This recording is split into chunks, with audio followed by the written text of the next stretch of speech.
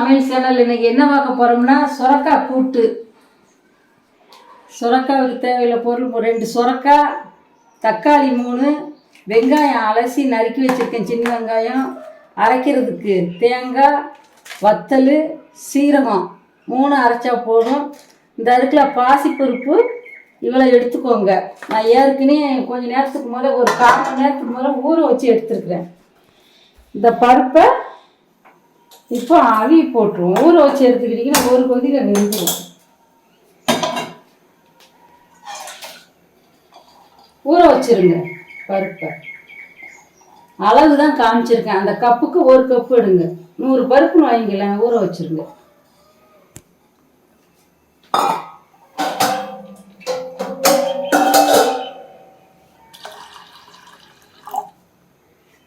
ஊறட்டும். ஒரு 10 நிமிஷத்தில் வெந்துடும். இப்போ நம்ம அரைக்கிறதுக்குள்ள பொருள் எடுத்து அரைப்போம் குழம்புக்கு. இந்த தேங்காய் அந்த எடுத்து வச்சுருக்கோம் பாருங்கள். இந்த தேங்காய், சீரகம்,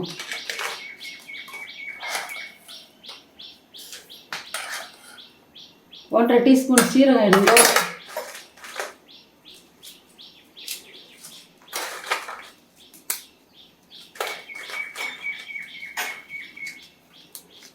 வத்தல் 5 வத்தல் இந்த எடுத்துருக்கோம் பாருங்கள். இந்த வத்தல் போட்டுக்கோங்க. இதான் அரைச்சி எடுத்துக்கணும். இது நல்ல பருப்பு நல்ல மகுர அப்படி வேகட்டும். வேகையும் ஸ்டவ் ஆஃப் பண்ணி எடுத்து தாளிச்சு விடுவோம்.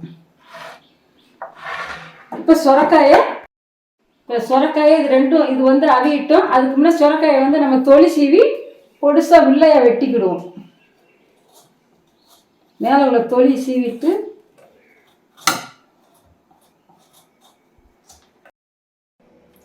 சுரக்காய் இந்த வருங்க. இதை மாதிரி பொடிசாக உள்ளே வெட்டிக்கோங்க. சின்னதாக வெட்டிக்கணும். பருப்பு வேக வச்சோம்னா 5 நிமிஷம் போதும். பருப்புக்கு வெந்துருச்சு பாருங்க.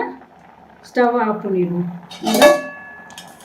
இவ்வளோ தண்ணி தான் இருக்கணும். இதோட அப்படியே தண்ணியை கூட்டி வைக்கிறதோட இருக்கும். இதே மாதிரி வேக வச்சுருங்க. ஆனால் கொஞ்சம் நேரம் ஊற வச்சுருங்க. ஊற வச்சுட்டா 5 நிமிஷத்தில் வெந்துடும். இப்போ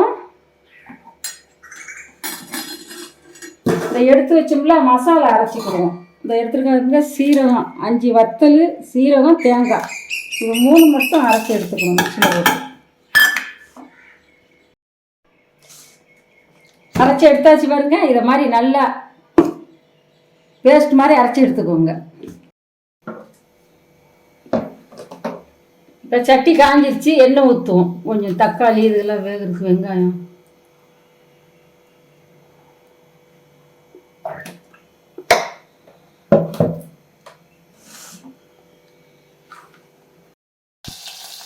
வெங்காயத்தை போடுறோம்.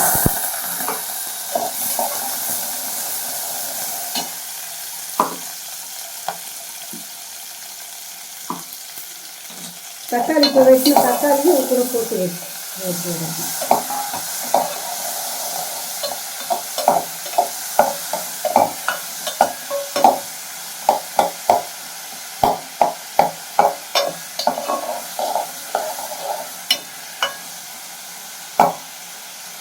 நல்லா வதங்கட்டும். இப்படி கூட்டு வச்சு கொடுத்தா நல்லா மாசமாக இருக்கிறவங்களுக்கெல்லாம் நல்லதுங்க. இதே மாதிரி கூட்டு வச்சு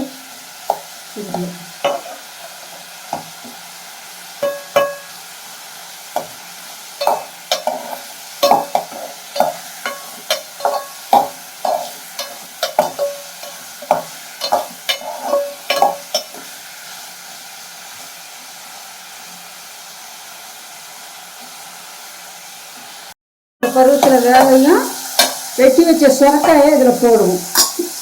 பொருசாக வெட்டிட்டு வருங்க.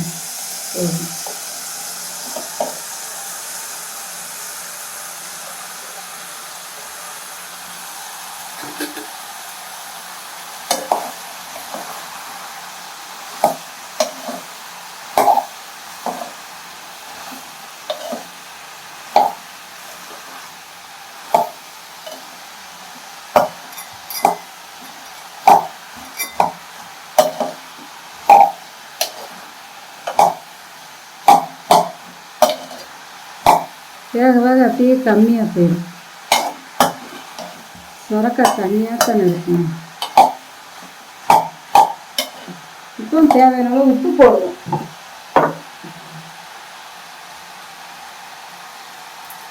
காணாட்டா போட்டுக்கலாம். சுரக்க உப்பு குடிச்சுன்னு உப்பாக இருக்கும்.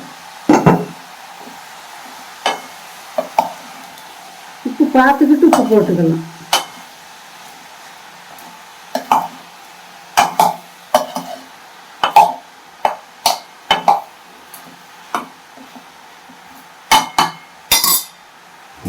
ஒரு நிமிஷம் கொஞ்ச நேரம் மூடி வைப்போம்.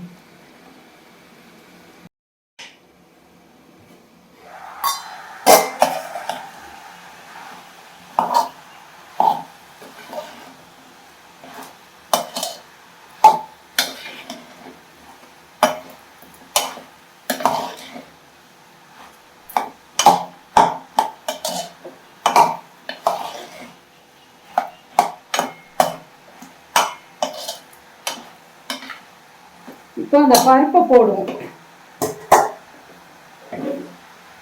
பார்த்தீங்களா? இதில் போடு ஊற்றி.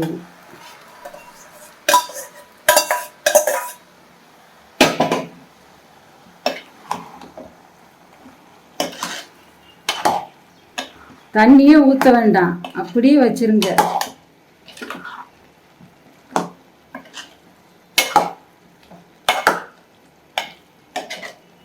இப்போ மசாலா போடுவோம். அரைச்சி வச்சோம்ல அந்த மசாலா ஊற்றி.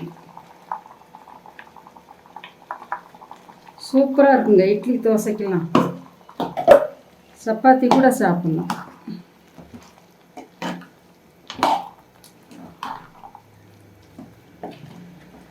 தண்ணி இந்த தண்ணியிலே வேகட்டும்.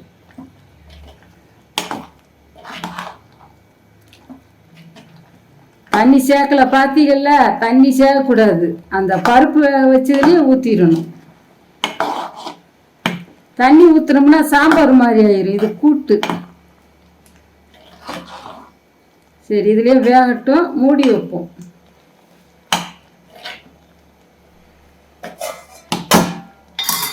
மூடியை வச்சு ஒரு 5 நிமிஷம் வேகட்டும்.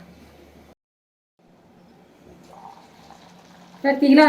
நல்லா வந்துருச்சு. இந்த பருவத்தில் தாளிச்சிருவோம்.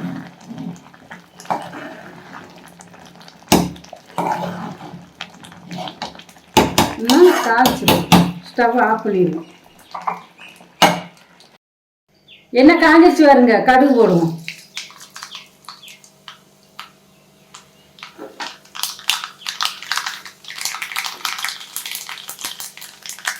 கடுகு நல்லா பொரியும். வெங்காயத்தை போடுவோம். கடுகு பொரிஞ்சிருச்சா வெங்காயம் போடுவோம்.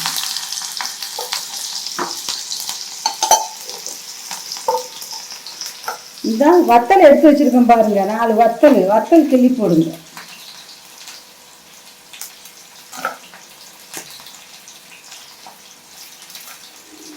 கருவேப்பிலை ஏற்கனவே அலசித்தான் வச்சிருக்கேன்.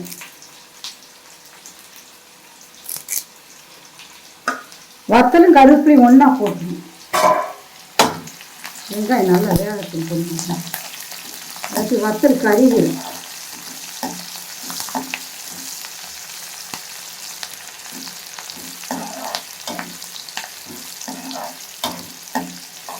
மாசமாக இருக்கிற பிள்ளைங்களுக்குலாம் இதை மாதிரி செஞ்சு விடுங்க. நல்லது. நல்லா ஒரு 7 மாதம் ஆகுதுமே செஞ்சு கொடுக்கலாம். 9 மாதத்துலேயே. இப்போ வத்தலும் கருவேப்பிலையும் போடுவோம்.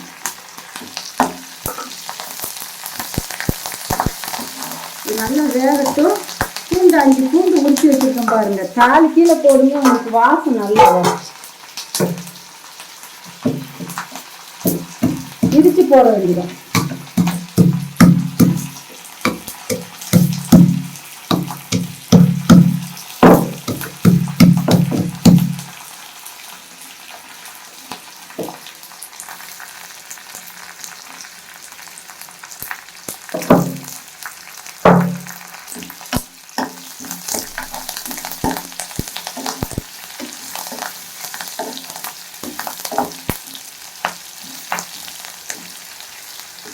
இதை மாதிரி தாளித்து ஊற்றுங்க. சூப்பராக இருக்கும். சுரக்காய் கூட்டு நல்லா இட்லி, தோசை, சப்பாத்திக்கும் சாப்பிட்லாம்.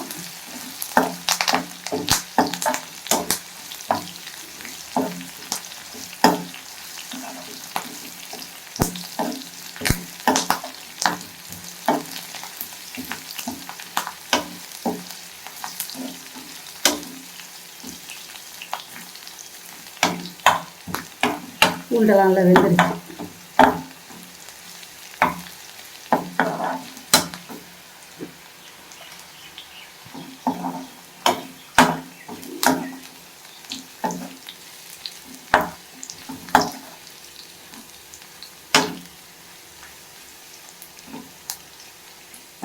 இப்போ சீரகத்தூள் கொஞ்சம் போடுங்க,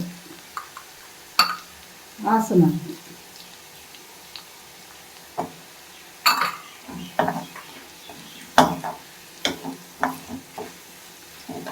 தாளிச்சதை தூக்கி இதில் ஊற்றுவோம்.